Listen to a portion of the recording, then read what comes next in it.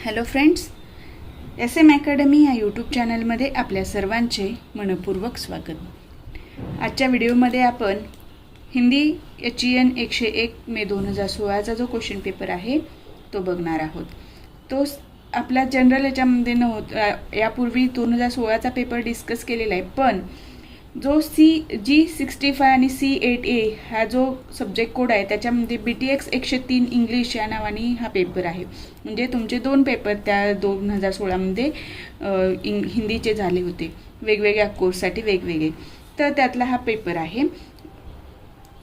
तर याच्यामध्ये मी तुम्हाला जिथे आवश्यक असेल त्या ठिकाणी एक्सप्लेन केलेलं आहे आणि या प्रकारचे प्रश्न परीक्षेमध्ये येऊन गेलेले आहेत। त्यामुळे तुम्हाला एक मदत होईल की पेपरमध्ये काय येऊ शकतं आणि पुस्तकातनं तुम्हाला कुठल्या पद्धतीने कव्हर करायचं आहे। ठीक आहे, त्यापूर्वी तुम्ही चॅनलवर नवीन असाल आणि चॅनलला अजूनही सबस्क्राईब केलेलं नसेल तर सबस्क्राईब करा, जेणेकरून तुम्हाला व्हिडिओचे नोटिफिकेशन्स लवकरात लवकर मिळतील आणि व्हिडिओ लवकरात लवकर बघता येईल।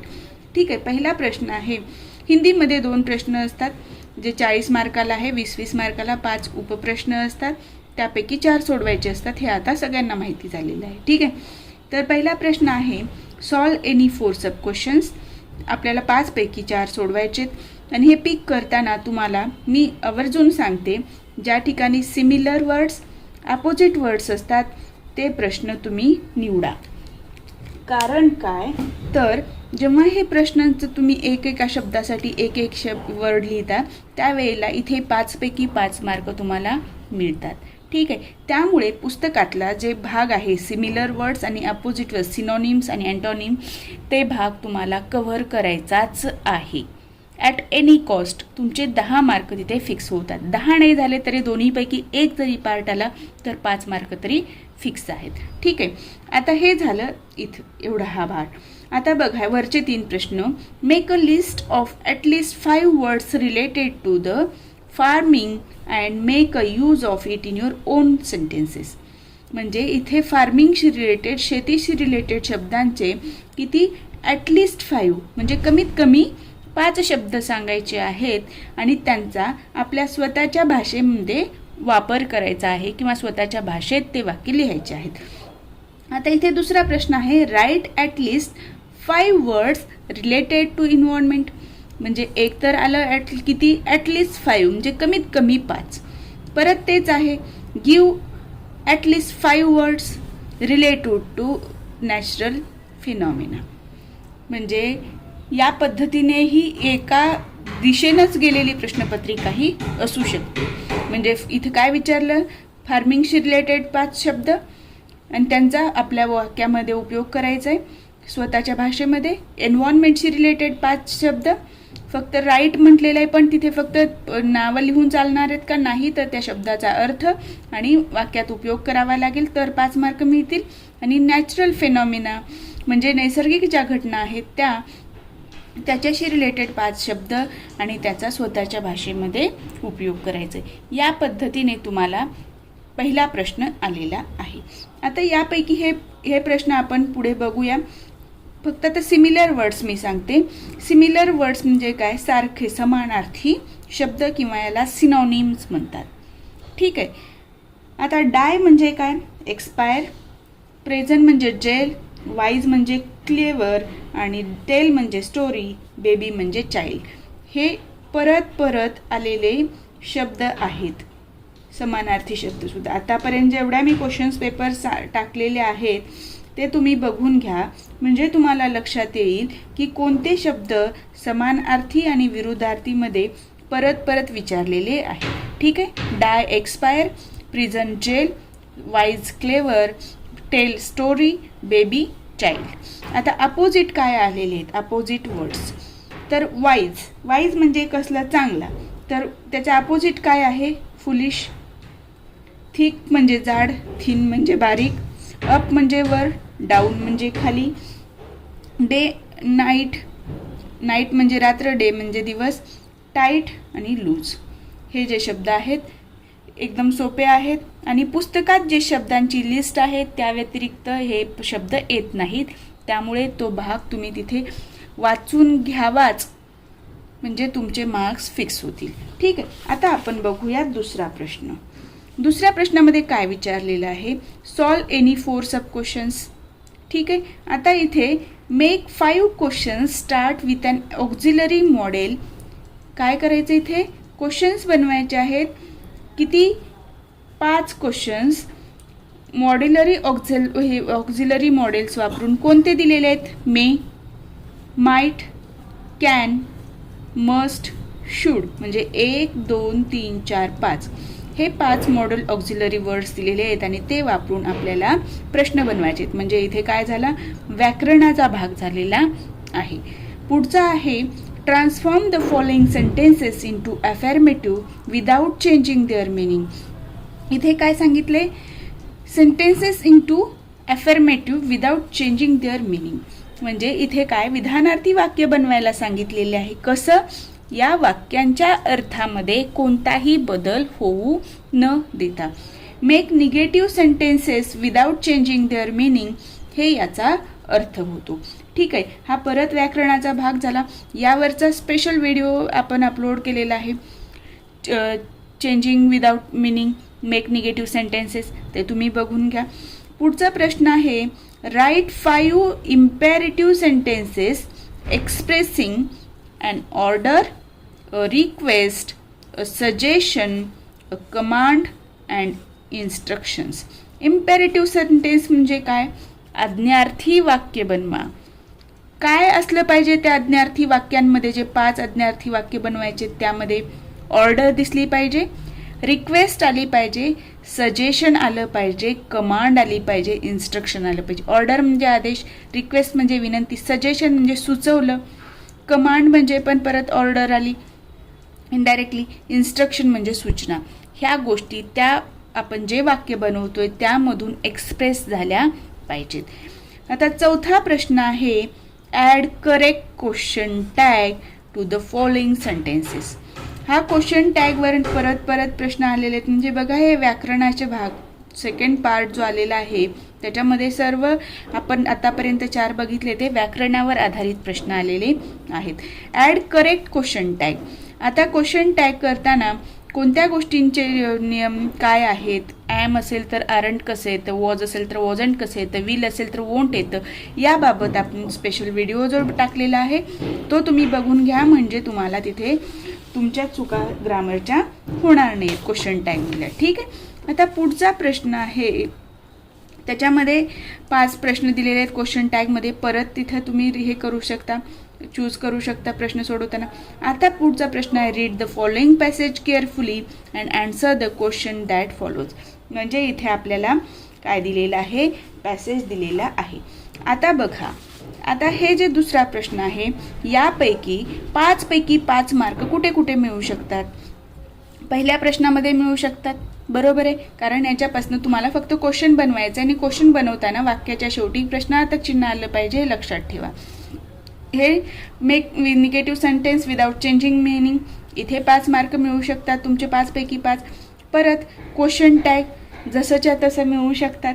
आणि हे सुद्धा इम्पेरेटिव्ह सेंटेन्सेस बनवायचे म्हणजे तुमचे इथे 5 पैकी 5 मार्क्स कुठेच गेले नाहीत. फक्त इथे तुम्हाला आता क्वेश्चन टॅग करताना कॉमा देणं, क्वेश्चन मार्क देणं, ह्या गोष्टी महत्त्वाच्या आहेत.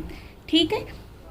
तर या पद्धतीने तुम्हाला ज्या प्रश्नामध्ये तुम्हाला 5 पैकी 5 मार्क मिळू शकतात असे प्रश्न निवडायचे आहेत. आता आपण बघणार आहोत read the following passage carefully and answer the questions given that below. ठीक आहे. आता या प्रश्नांची उत्तरं लिहिताना तुम्हाला कसं लिहायचं आहे ते बघा. आधी आपण हा प्रश्न घेऊया, म्हणजे पुढे आपल्याला पहिले प्रश्न घ्यायला सोपं जाईल. ठीक आहे. पॅसेज काय आहे?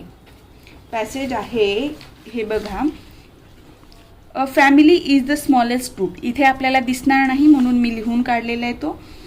अ family is the smallest group.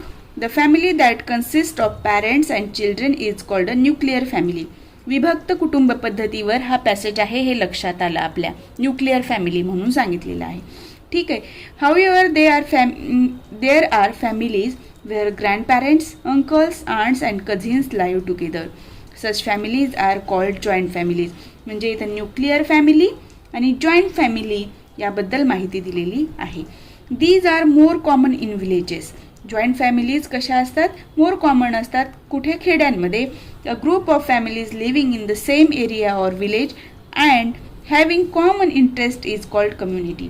म्हणजे इथे सांगितलेलं आहे कम्युनिटी, समाज म्हणजे काय. ठीक आहे, अशा शब्दांना तुम्हाला अंडरलाईन करून ठेवायचं आहे. कसं, न्यूक्लिअर फॅमिली, जॉईंट फॅमिली आणि कम्युनिटी. म्हणजे तुम्हाला जेव्हा वाचून झालं आणि प्रश्नाकडे वळाल त्यावेळेला प्रश्न या मेजर घटकावर येऊ शकतात हे लक्षात येईल आणि तिथे तुम्हाला ते प्रश्न शोधणं सोपं जाईल. Many communities live in a reason with a common government form a nation. म्हणजे इथे नेशन फॉर्म कसं झालं, राष्ट्र कसं निर्माण झालं ते सांगितलेलं आहे. In India we have many different communities. कुठे, इंडियामध्ये. We have 23 major languages. they can be broadly divided into 2 groups. In the north, म्हणजे हे 2 भाग कुठले आहेत, ह्या भाषांचे विभाजन झाले. In the north, the source of the most languages is Sanskrit, and in south, म्हणजे in north आणि in south, Dravid is considered as the source of most languages. ठीक आहे, म्हणजे तुम्ही वाचन करताना एका सुरूनं सगळंच अंडरलाईन करायचं नाही. आता तुम्हाला याचा उपयोग आता कसा होईल बघा. How would you define a community. तुम्ही कम्युनिटी हे कसं कम्युनिटीची किंवा समाजाची व्याख्या कसं करू शकता. तर इथे लिहू शकता तुम्ही, a group of families living in the same area or village and having common interest is called community. म्हणजे तुम्हाला इथे कम्युनिटीला तुम्ही अंडरलाईन केल्यामुळं तुमच्या लक्षात आलं की जिथून पूर्णविराम संपलाय, जिथून त्याच्या पुढचा भाग म्हणजे जिथं नवीन वाक्य सुरुवात झालंय तिथून ह्या वाक्याचा शेवट होईपर्यंत कम्युनिटीची व्याख्या दिलेली आहे, ती उचलून जशीच्या तशी लिहिला तरी चालतं. ठीक आहे, किंवा तुम्हाला जर स्वतःच्या भाषेत लिहायचं असेल तर तुम्ही स्वतःच्या भाषेत लिहू शकता. A group of families living in same area and having common interest is called community. किंवा community is a group of families living in the same area or village and having common interest is called community. कुठल्याही पद्धतीने रचना करा, उत्तर एकच येतं. How does a nation form. आता इथे फॉर्म नेशन म्हणजे इथं आपण हे केलेलं आहे अंडरलाईन, त्याच्याहून लक्षात येतं की हे दुसऱ्या प्रश्नाचं उत्तर झालं. Many communities living in a reason with a common government is called a nation. ठीक आहे, म्हणजे इथे दुसऱ्या प्रश्नाचं उत्तर मिळालं तुम्हाला. Which language is the source of most languages in the north. आता नॉर्थमध्ये, इन नॉर्थ सुरू करा. The source of most languages is Sanskrit in north. किंवा संस्कृत इज द, तुम्ही इथे लिहू शकता, Sanskrit is the source of most languages in the north. Which language is the source of most languages in south. काय आहे, Dravid. Dravid is the source of most languages in south. What does a family consist of. फॅमिलीमध्ये कोणाकोणाचा समावेश होतो हे विचारलेलं आहे. तर लिहू शकता तुम्ही, फॅमिली कन्सिस्ट ऑफ, इथे बघा, family consist of parents and children. ठीक आहे, की त्या व्यतिरिक्त grandparents, uncles, aunts and cousins. Family consist of parents and children, grandparents, uncles, aunts and cousins. म्हणजे इथे तुम्हाला सांगायचं आहे फॅमिली, जॉईंट फॅमिली आणि न्यूक्लिअर फॅमिली. इथे फक्त काय विचारले, फॅमिलीमध्ये कोणाकोणाचा समावेश होतो विचारले का, न्यूक्लिअर फॅमिलीमध्ये किंवा जॉईंट फॅमिलीमध्ये नाही. तर फॅमिलीमध्ये विचारले म्हणून दोन्ही फॅमिलीमध्ये ज्या ज्या त्यांचा समावेश होतो ते तुम्हाला लिहायचे. बघा, तुम्हाला हे येत जरी नसलं तरी पण फक्त शब्दांच्या मार्फत तुम्ही लक्षात येऊ शकतं की तुमचं उत्तर तुम्हाला कुठे सापडणार आहे. लक्षात आलं. या पद्धतीने प्रश्नामध्ये काय कुठला मेजर शब्द आहे, in the north, in the south, nation form, community, ह्या शब्दांना जरी तुम्ही शोधलं आणि त्याच्या आजूबाजूचा भाग वाचलात तर तुमच्या लक्षात येतं की याच्यामध्ये या प्रश्नाचं उत्तर हे येऊ शकतं. ओके, आता आपण पहिल्या प्रश्नाकडे वळूया. ठीक आहे, वर्ड्स रिलेटेड टू फार्मिंग. यांनी 5 विचारलं होतं आणि त्याचं वाक्यामध्ये उपयोग करायला सांगितलेलं. तर our country lies in villages, many of us are farmers. आपण खेड्यांमध्ये राहतो आणि आपल्या बरेच लोक कसे आहेत, शेतकरी आहेत. ठीक आहे, आता शेतीशी रिलेटेड शब्द कुठले, farm, farmhouse, crop, grain आणि वीड हे मी 6 घेतलेले आहेत. आता फार्म म्हणजे काय? शेत. तर इथं फार्मचा अर्थ लिहा तुम्ही. An area of land use for growing crops or keeping animals. आता याचं वाक्यात काय दिलेलं आहे? आपण उपयोग केलेला आहे. हे काय आहे? वाक्य आहे आपलं, जे तिथे सांगितलेलं आहे की तुमच्या ओन लँग्वेजमध्ये वापर करा. He is a farmer. He works on his farm. म्हणजे ह्या शब्दाचा वापर झाला. He works on his farm throughout the day. म्हणजे हा शेतकरी, ही इज अ फार्मर, तो शेतकरी आहे आणि तो त्याच्या शेतात दिवसभर काम करतो.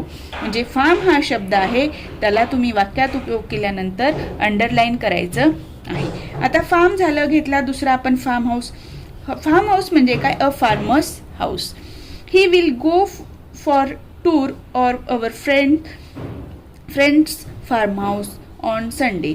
ही विल गो म्हणजे तो जाऊ शकतो टूरला कोणासोबत? त्याच्या मित्रासोबत. पण कुठे?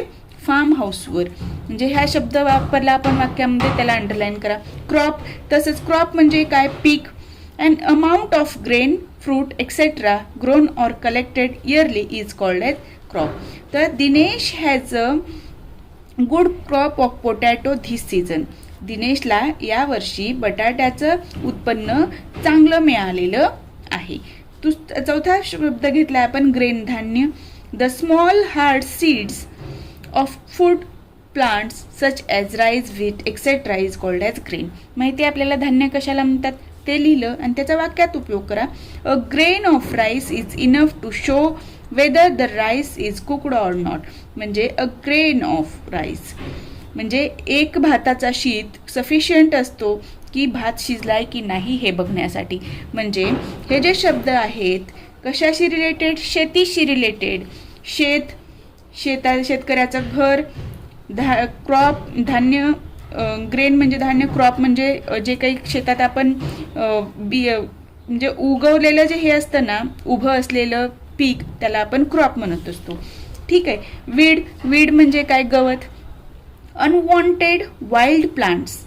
गवत आपल्याला हवं असतं का? नाही. तर unwanted wild plants or grass growing among crops म्हणजे weed. All the farm labours spend the whole day pulling up weeds in the field of the weed. गव्हाच्या शेतामध्ये सर्व कामगार किंवा मजूर दिवसभर काय करत होते? गवत काढत होते. ठीक आहे. किंवा यापेक्षा सोपं तुम्ही जी भाषा तुम्हाला योग्य वाटते, जसं तुम्हाला बनवता येतं वाक्य तसं तुम्ही बनवावं. ठीक आहे. हे म्हणजे काय? वाळलेलं गवत. Grass cut and dried for use as animal food. आपण कडबा वगैरे वापरतो, बरोबर आहे, जनावरांसाठी. ते म्हणजे हे. It is necessary for farmers to make hay for summer. हे शेतकऱ्यांसाठी आवश्यक आहे की त्यांनी हे बनवावं. कशासाठी? उन्हाळ्यासाठी. ठीक आहे. हे सांगितलेले. त्या व्यतिरिक्त to plough, to sow, to water, to reap, to thresh, to winnow हे शब्द वापरू शकता. प्लफ म्हणजे काय? नांगरणे. सो म्हणजे पेरणे. वॉटर म्हणजे पाणी देणे. रीप म्हणजे पिकवणे. थ्रेश म्हणजे त्याची झाड हे करतो आपण, रास करतो. विनो म्हणजे उधळणे.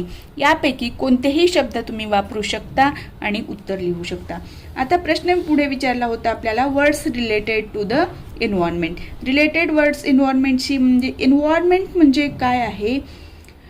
क्लायमेट आणि एन्व्हायरमेंट हे दोन्ही गोष्टी वेगळे आहेत. क्लायमेट म्हणजे काय? वातावरण. आणि एन्व्हायरमेंट म्हणजे असतं पर्यावरण.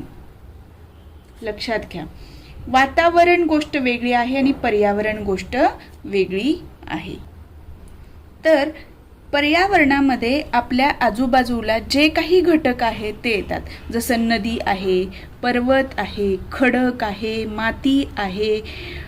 आपल्या आजूबाजूला जेवढे काही घटक आहेत ते सर्व पर्यावरणात येतात. पण वातावरणामध्ये तापमान, पाऊस, ऊन ह्या गोष्टींचा समावेश होत असतो. ठीक आहे. आता पर्यावरणाशी रिलेटेड शब्द कोणते आहेत? अर्थ म्हणजे पृथ्वी, स्पेस म्हणजे आकाश, स्काय. स्पेस म्हणजे आकाश म्हणजे असं आकाश नाही बरं का, स्पेस आपण म्हणतो ना स्पेस रिसर्च वगैरे तसं. Sky, hill, valley, moon, beach, desert, बेच माहिती आहे सगळ्यांना, डेझर्ट म्हणजे वाळवंट, पीक म्हणजे शिखर, ठीक आहे. लेक म्हणजे तलाव, रिव्हर, स्टार, प्लॅनेट म्हणजे ग्रह, कॉमेट म्हणजे धूमकेतू, ओसेन म्हणजे महासागर.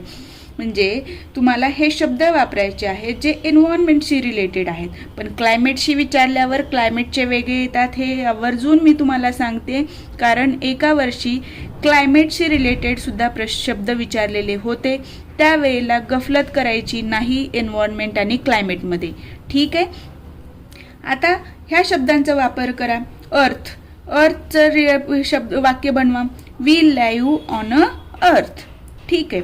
मून, मून इज द, काय म्हणता आपण, मून आपलं काय येतो तर हे ना उपग्रह, ठीक आहे. त्याच्याविषयी स्काय, स्काय इज अनलिमिटेड, हे लिहा. Hill, they travel to hill for trekking. Peak, Himalaya is the highest peak in India. Lake, we live on a काय म्हणतात, बँक ऑफ लेक, म्हणजे ते तलावाच्या किनाऱ्यावर राहतात. ओसेन, पॅसिफिक ओसेन, याच्याबद्दल वाक्य लिहा. Pacific ocean is the largest ocean in the world. म्हणजे तुम्हाला छोटे छोटे वाक्य लिहायचे आहेत जे तुम्हाला इझिली लिहिता येतात. स्टार, स्टारवर लिहा. River, Ganga is the river, म्हणजे किती सोपा शब्द आहे. म्हणजे या पद्धतीने वाक्य तुम्ही इझिली बनवू शकता. Desert, Rajasthan has a desert असं लिहा. किंवा in the state of Rajasthan there is a most part is desert, म्हणजे राजस्थानचा बराच भाग काय आहे, वाळवंटी आहे, हे लिहू शकता.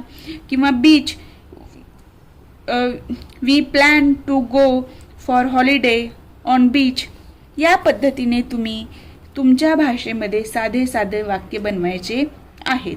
हे वाक्य एकमेकांचे सारखे असता कामा नये. आपल्या आपल्या भाषेमध्ये वाक्य बनवावेत, ठीक आहे. आता आपण पुढच्या प्रश्नाकडे वळूया.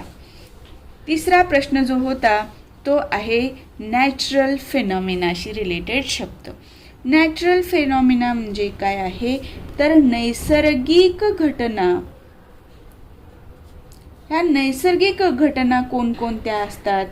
अर्थक्वेक म्हणजे भूकंप, फायर आग लागू शकते, फ्लड पूर येऊ शकतो, वेव्ज लाटा, सायक्लॉन चक्रीवादळ वगैरे, व्होल्कॅनो, फॅमिन म्हणजे इथे काय असतं पूर येणं, ड्रफ म्हणजे दुष्काळ पडणे, फॉरेस्ट फायर जंगलामध्ये आग लागणे, हाय टाईड, हाय टाईड म्हणजे काय भरती, लो टाईड म्हणजे ओहोटी, फुल मून म्हणजे पौर्णिमा, न्यू मून, सनस्ट्रोक, हर्ड स्ट्रोक, परत ॲपोकॉलॉस म्हणजे महापूर.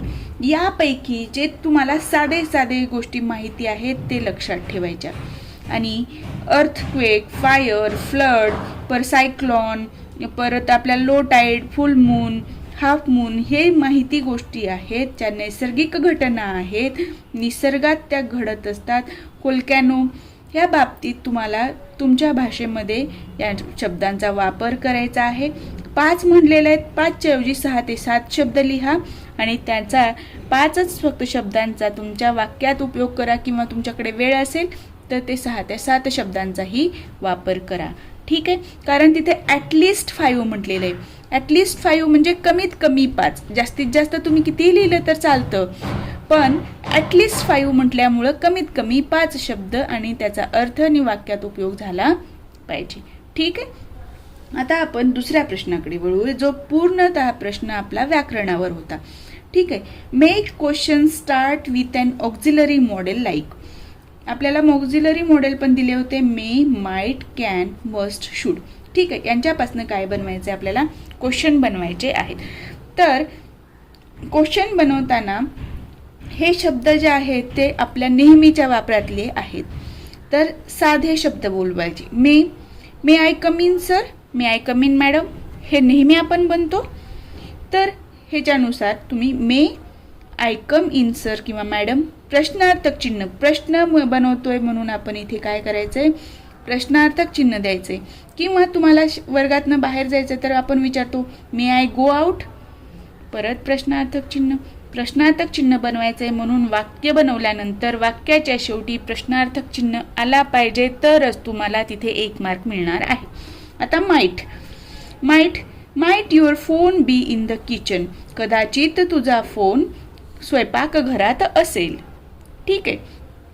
दुसरा शब्द वापरू शकता मे म्हणजे शक्यता. मे म्हणजे काय आहे, एखाद्या मोठ्या व्यक्तीकडनं आपण जेव्हा परमिशन घेतो तेव्हा मे वापरतो, पण कॅन जेव्हा समवयस्क असतात त्यावेळेला विचारू शकतो. ठीक आहे. माईट म्हणजे काय, शक्यता असते. कॅन आय गो नाऊ, मी आता निघू शकतो का. Can I take a leave, मी आता निघू शकतो का. ह्या पद्धतीने कॅन आय गो नाऊ किंवा can I take a leave या पद्धतीने वाक्य बनवायचं. सोपे शब्द, सोपे वाक्य, जास्त कठीण करायच्या भानगडीत पडायचं नाही. मस्ट म्हणजे ते केलंच पाहिजे, झालंच पाहिजे. Must she do the washing now, तिने आता स्वच्छ व्हायला पाहिजे की नाही, किंवा व्हायलाच पाहिजे असं जे सांगायचं आहे. Must you think about your future, तू तुझ्या भविष्याचा विचार केलाच पाहिजे. ठीक आहे. प्रश्नार्थक चिन्ह. शुड ही गो होम, तो जाऊ शकतो का. सजेशन मागितलेलं आहे. Should he go home. ठीक आहे. लक्षात आलं. या पद्धतीने तुम्हाला छोटे वाक्य बनवायचे आहेत आणि सोपं आहे.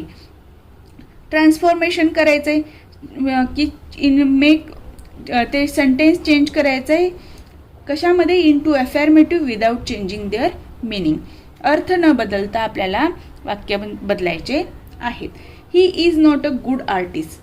आता नॉट अ गुड आर्टिस्ट म्हणजे तो चांगला कलाकार नाही. म्हणजे कसा कलाकार आहे, वाईट कलाकार आहे, तेच सांगायचंय आपल्याला पुढच्या वाक्यात. पण ह्याचा अर्थ न बदलता याच्यासाठी पर्यायी शब्द वापरायचा आहे. जेव्हा असं होतं तेव्हा विरुद्धार्थी शब्दांचा इथे वापर होत असतो. नॉट अ गुड म्हणजे काय, बॅड. म्हणजे ही इज अ बॅड आर्टिस्ट. म्हणजे इथं काय झालं, हे विधान झालं. कसं झालं, हो अफर्मेटिव्ह झालेलं आहे. हे कसं आहे, निगेटिव्ह सेंटेन्स आहे. तो चांगला कलाकार नाही. आणि आपण काय म्हणतो, इथे नाही हा शब्द येतो आणि ही इज अ बॅड आर्टिस्ट, तो खराब कलाकार आहे. म्हणजे इथे नाही शब्दाचा वापर होतो आणि इथे आहे शब्दाचा वापर होतो. लक्षात आलं. म्हणून याला होकारार्थी वाक्य म्हटलं जातं, आहे असतं म्हणून, आणि तर नाही म्हणून त्याला नकारार्थी म्हटलं जातं. पण इथे अर्थ बदलतो का, नाही. He is not obeyed my orders. Not obey म्हणजे आज्ञा पाळणे. नॉट ओबे म्हणजे आज्ञा न पाळणे. आता याच्यासाठी शब्द आहे disobey. He has disobeyed my orders, त्यांनी माझी आज्ञा पाळली नाही. ठीक आहे. इथे झालं. आणि इथे काय होतं, त्यांनी माझ्या आज्ञेचा अवमान केला. ओके. आता he has not pass the SSC examination. Not pass म्हणजे काय, फेल झाला. ठीक आहे. पास झाला नाही आणि ते काय झाला म्हणतो आपण, फेल झाला. He has failed the SSC examination. इथे मी पास्ड आहे. ठीक आहे. म्हणून इथे काय घेतलं आपण, फेल्ड घेतलं. इथे ओबेड आहे म्हणून आपण डिसओबेड घेतलं. लक्षात येते. डिसओबे घ्यायचा नाही, कारण इथे भूतकाळी रूप आहे म्हणून इथे सुद्धा भूतकाळीच रूप आलं पाहिजे. आता बघा, he does not like the bananas. Not like आणि डज हे गोष्टी आहेत.